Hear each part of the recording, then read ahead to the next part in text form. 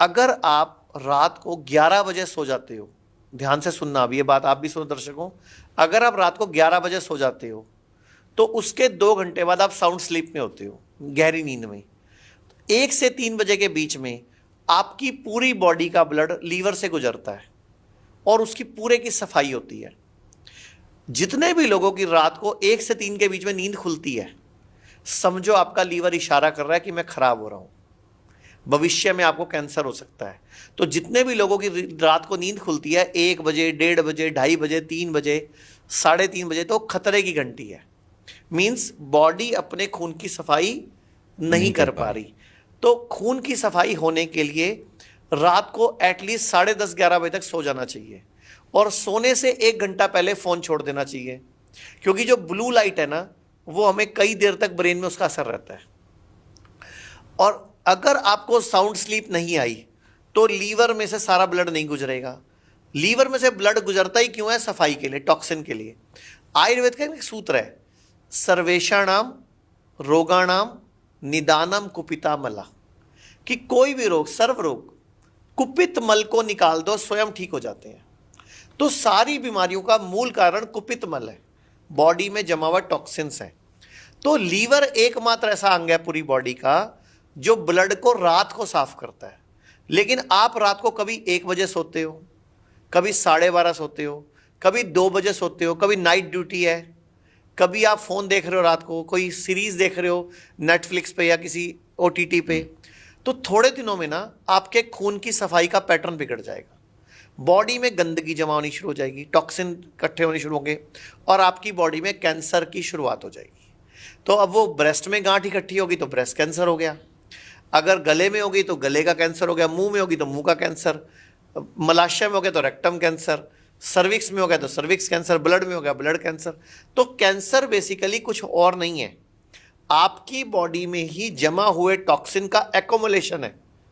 और वहां पर फिर वो सेल जो है, हमारी बॉडी का सेल है, कैंसर सेल जो है वो कहीं बाहर से नहीं आता, मेरा आपका अपना सेल है, लेकिन उसको एनवायरनमेंट मिल जाता है ग्रो होने का। वो कैसा एनवायरनमेंट? बॉडी में जिस हिस्से में ऑक्सीजन की पहुंच कम होगी वहां कैंसर ग्रो हो जाएगा, बॉडी में जिस हिस्से में एसिडिक एनवायरनमेंट होगा वहां कैंसर ग्रो हो जाएगा। तो उसको अपना माहौल मिला कैंसर सेल को। बेसिकली कैंसर सेल क्या है? ज्यादा ग्लूकोज खाने वाला सेल है, ज्यादा स्पीड से ग्रोथ होने वाला सेल है। तो आप उसकी सप्लाई लाइन काट दो। कैंसर की सप्लाई लाइन क्या है? चीनी, अच्छा, सफेद नमक, कार्बोहाइड्रेट, रोटी, गेहूं, चावल, जानवर से प्राप्त कुछ भी पदार्थ, दूध, दही, मलाई, पनीर, ये इसकी सप्लाई लाइन है कैंसर की। अब काट दो, थोड़े दिन के लिए एल्कलाइन डाइट पे आ जाओ, नेचुरल डाइट पे आ जाओ, भोजन पे आ जाओ। हल्दी खाओ, कड़ी पत्ते चबाओ, पुदीना धनिया का जूस पियो, पालक, मेथी, बथुआ, चौलाई, मूली पत्ता, शलगम का पत्ता, पान का पत्ता, बरगद का पत्ता, पीपल का पत्ता, अमरूद का पत्ता, या जो भी पत्ते का जूस पिया जा सकता है सबका मिला के जूस पियो। मतलब बॉडी में एल्कलिनिटी बढ़ा दो। एसिडिक एनवायरनमेंट क्या? कैंसर के सेल अपने आप मरने शुरू हो जाएंगे। कैंसर पहले तो ग्रोथ रुकेगी, फिर वो यूटर्न भी ले लेगा। बड़ा आसान तरीका है, लेकिन एक ऐसी दुनिया है, एक ऐसा वर्ग है, एक बहुत बड़ा एक ऐसा नेक्सस है जो नहीं चाहता कि कैंसर का इलाज, शुगर का इलाज, BP का इलाज दुनिया को आम पता लग जाए। हम बर्तन भी बदलते रहे, पहले मिट्टी का था, फिर हम लोहे के बर्तन का इस्तेमाल करते रहे, एल्युमिनियम का बर्तन आया, अब आ गया कि नॉन स्टिक भी आ गया है और कुकर भी अलग अलग मेटल्स में आ गए हैं। बर्तन क्या सबसे अच्छा है? मिट्टी सबसे बढ़िया। धरती पे अगर कोई बर्तन है तो मिट्टी, नंबर 2 पे लोहा। मिट्टी के बर्तन में दाल पकेगी, मिट्टी के देगची में साग बनेगा, मिट्टी की देगची में गाजर का हलवा बनेगा जैसे हमारी दादी नानी बनाती थी।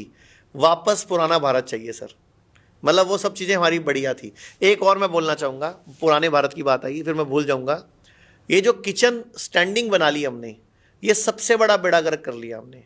ये टॉयलेट सीट जो इंडियन से तोड़ के इंग्लिश कर ली, ये सबसे बड़ा बेड़ा गर्क कर लिया हमने। हमारा पेट ही साफ नहीं हो रहा, हमारी पिंडली नहीं दब रही। घुटने चेंज क्यों हो रहे हैं? जब आप नीचे बैठ के रोटी पकाते थे तो बच्चे ऑपरेशन से कहाँ होते थे? घुटने ऑपरेशन से कहाँ चेंज हो रहे थे? डिस्क प्रॉब्लम कहाँ हो रही थी?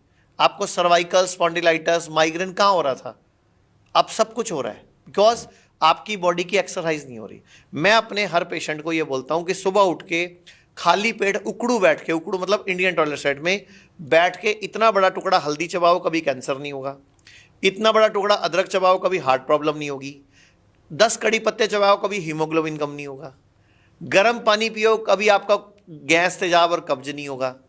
उकड़ू बैठ के करना है लेकिन जो करना है। और मैं तो कहता हूँ सुबह शाम दोनों टाइम उकड़ू बैठ के कर लो, कभी घुटने खराब नहीं होंगे, कभी रीढ़ की हड्डी का ऑपरेशन नहीं होगा, कभी सेक्स पावर कम नहीं होगी। पूरे भारत के हर पुरुष को मैं बोलना चाहूँगा, पेशाब भी नीचे बैठ के किया करो। 15 दिन पहले टर्की गया था, तो टर्की में इस्तांबुल को छोड़ दो, वहाँ इंग्लिश टॉयलेट सीट थी। उसके अलावा कैपेडोचिया और जो